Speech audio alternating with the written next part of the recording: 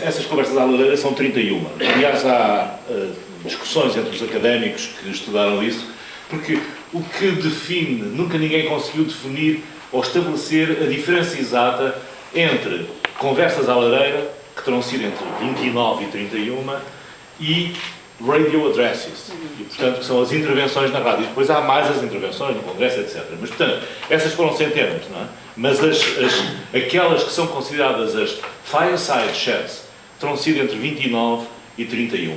Era um momento especial. O momento em que o Presidente se dirigia não à nação, essa é um address, mas sim aos cidadãos, aos amigos.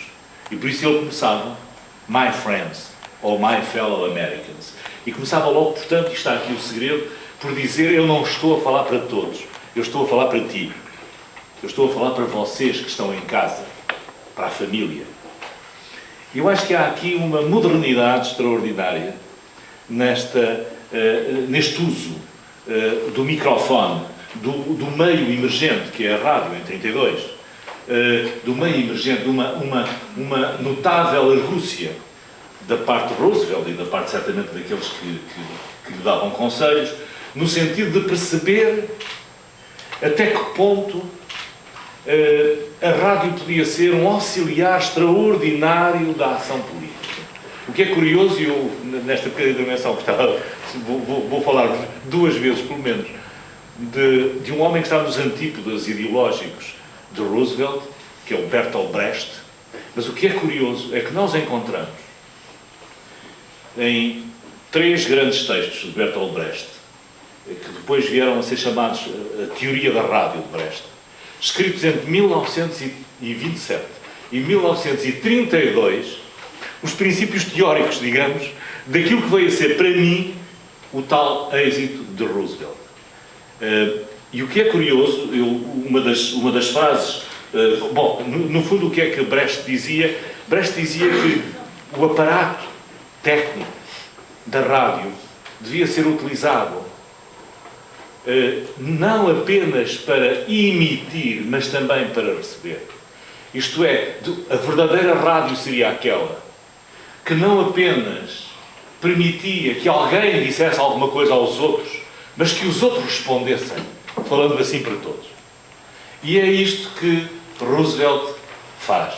Eu tenho pena que não tivéssemos ouvido a primeira conversa à lareira de 12 de março de 1933, porque estivemos ali à procura na net, estão lá todas, se vocês quiserem podem ver, e estão todas à som, mas aqui houve um problema técnico, não conseguimos retirar esse som, mas seria muito interessante ouvirmos por uma razão. É que, para além do My Friends, para além, portanto, dessa intimidade de imediato estabelecida, não é? O primeiro tema que Roosevelt escolhe é o da banca. Estamos na Grande Depressão. Estamos nos momentos, não é? Já há, entretanto, o New Deal, etc. Ora bem, o que ele escolhe é o tema que preocupava os fellow Americans, que era, numa crise económica sem precedentes no país, eles vão ao banco e não encontram lá dinheiro. E ele, que sabe que se está a dirigir, sobretudo, não à cidade, mas ao campo, à América Profunda, como nós diríamos hoje, começa a explicar o que é o sistema bancário. E essa primeira conversa à lareira é verdadeiramente uma conversa à lareira, na medida em que ele diz: nós temos dinheiro, vamos ao banco. Vamos ao banco pedir para que eles nos guardem o dinheiro. Mas o banco não pode pôr aquilo num cofre, porque isso é pouco.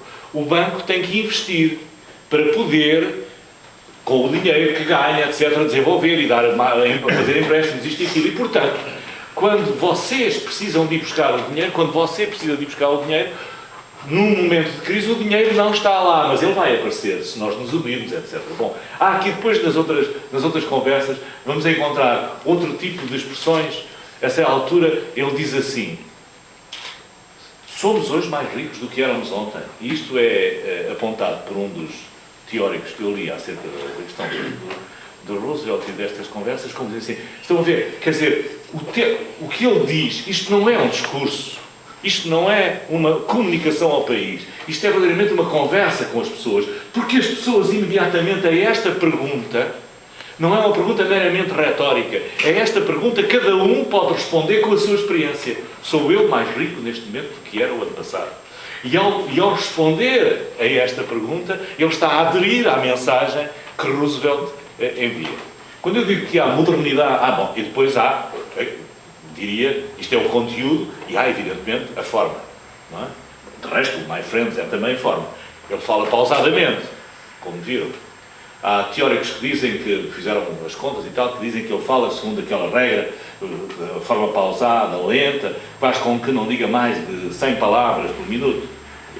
Mais tarde, numa pesquisa que eu fiz à internet, encontrei uma comunicação recente, em 2002, numa universidade norte-americana, de um académico que veio pôr tudo isto em causa, e também, os teóricos também dizem que ele que fundou a nova oratória do século, a oratória presidencial do século XX.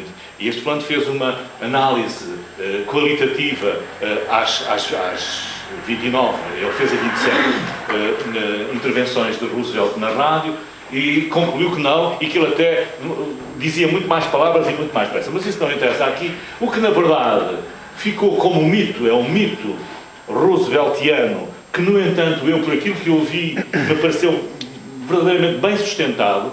O mito rooseveltiano nasceu como exemplo para outros que o quisessem seguir, na medida em que ele realmente conseguiu transformar aquele momento num momento um momento eminentemente radiofónico. Até o imaginário. As pessoas imaginavam esse homem na sua casa, não é? E ele estava, parece que a sala onde ele gravava as Fireside Chats era numa sala de uma cave da Casa Branca, numa cave, aliás, muito apertada, e com os microfones, etc. Aquilo nem havia espaço para nada. Mas na imaginação, é como aqueles um dia, eu quando comecei a trabalhar na rádio, em 1960 e tal, na Rádio Renascença, vi um miúdo fascinado a olhar no aquário, não é? Os locutores estavam lá no estúdio, estava um miúdo fascinado, era um miúdo de uma pastelaria que infelizmente já não existe, que era a Ferrari, ali no Chiado. Isto era na Rádio Renascença, e o miúdo estava tão fascinado que eu perguntei-lhe o que é que queres que eu te apresente, algum daqueles locutores. Eu pensei, ele disse assim, não, eu pensava que vocês gritavam, porque eu lá em Trás-os-Montes, lá na minha terra, ouvia-vos falar tão bem que eu pensava que vocês estavam aqui a gritar e não há barulho nenhum aqui na Rádio Renascença. Há aqui a nossa imaginação desperta extraordinariamente, e nós pensamos e somos levados naquela cadência, naquele encantamento das palavras. E há aí, em Roosevelt, há uma outra situação, numa das conversas, em que ele, a essa altura, faz uma pausa e diz assim: não podem encher aí o copo d'água. Depois há uma pausa, isto na gravação. Depois bebe o copo d'água e diz assim: está uma noite quente aqui, hoje está muito quente aqui em Washington. E isto é inesperado. Estamos em 33. É inesperado do Presidente que está a dirigir-se. Humaniza o Presidente. Ele passa a ser alguém que, no fundo, nos está a pedir o copo d'água. Sentou-se em nossa casa. E nós vamos ouvi-lo com outro interesse.